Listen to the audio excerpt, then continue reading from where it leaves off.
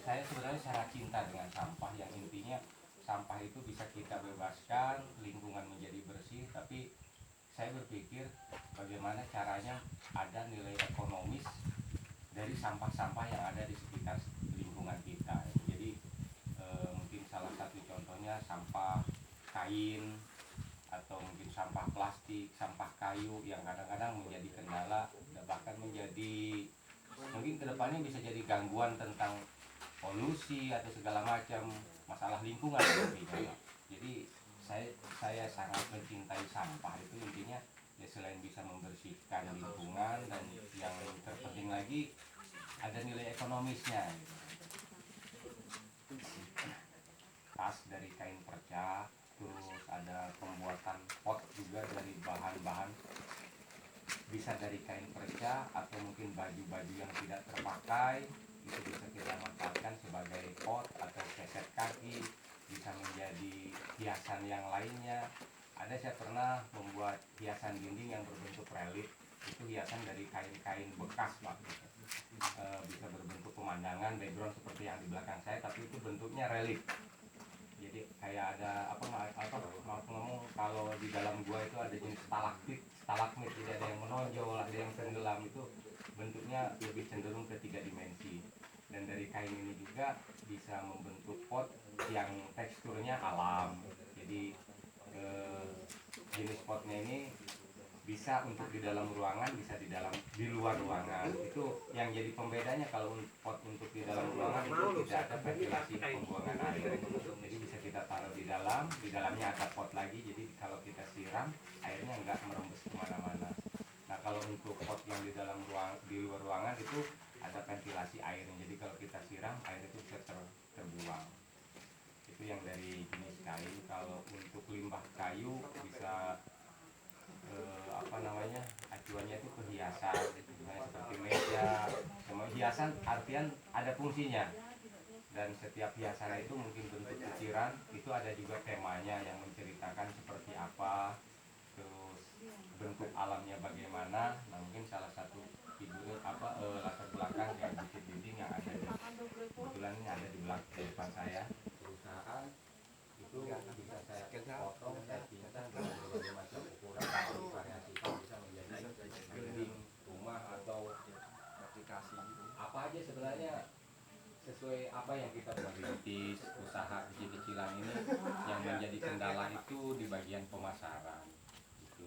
Kalau untuk bahan baku dengan skill, alhamdulillah di sini saya bisa memanfaatkan anak-anak yang mungkin tenaga yang non produktif dari perusahaan dari usia 50 ke atas.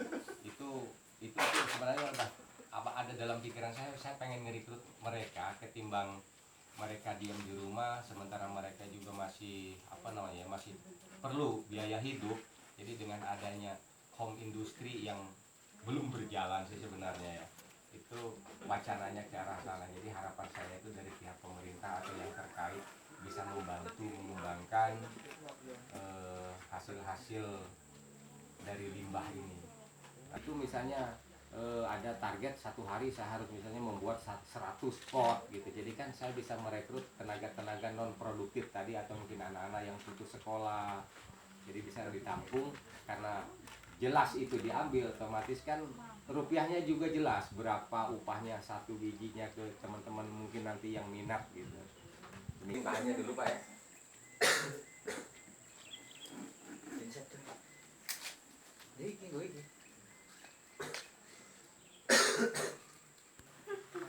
Assalamualaikum Pak Sekdes Desa Ibu Palih Baru Kecamatan Kota Waringin Lama.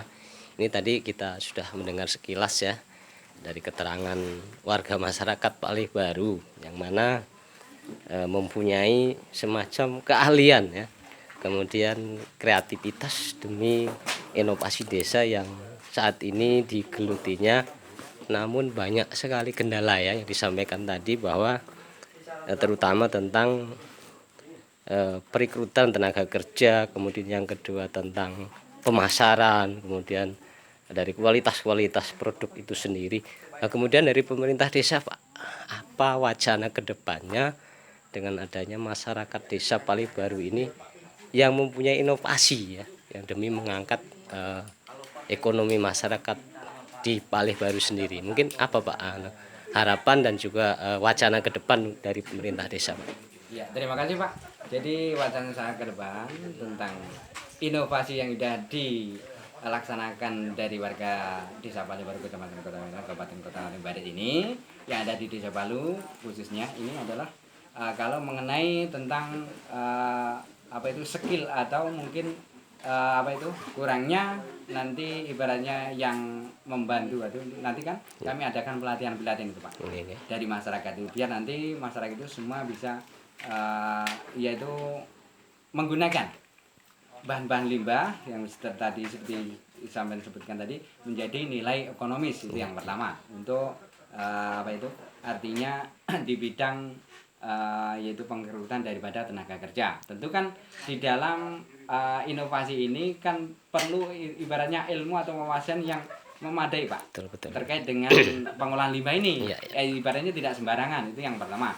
Yang kedua tentang nanti pemasarannya, kami di pemerintah desa ini selalu ingin apa itu membantu nanti lewat BUMDes lah atau lewat kami mengikuti apa itu Expo dan lain sebagainya, pokoknya untuk bagaimana nanti masyarakat luas itu tahu bahwa di Desa Palih Baru ini betul-betul ada kreatif atau ada itu inovasi yang bisa dikembangkan. Ya. Kemudian harapan Pak, harapan dari pemerintah desa dengan adanya salah satu warga masyarakat Palih Baru yang mempunyai inovasi kreativitas dalam mengembangkan ekonomi. Kemudian dengan harapan dengan masyarakat yang lain Pak seperti apa Pak dari pemerintah desa Pak? Ya sip, harapan kami semua masyarakat Desa Palih Baru nanti juga meniru masyarakat yang sudah ada ini untuk mengembangkan daripada inovasi-inovasi untuk mengangkat perekonomian khususnya yang ada di Desa Palih Baru Pak, melalui limbah dijadikan nilai ekonomis dan juga lain-lain yang sifatnya adalah inovasi-inovasi.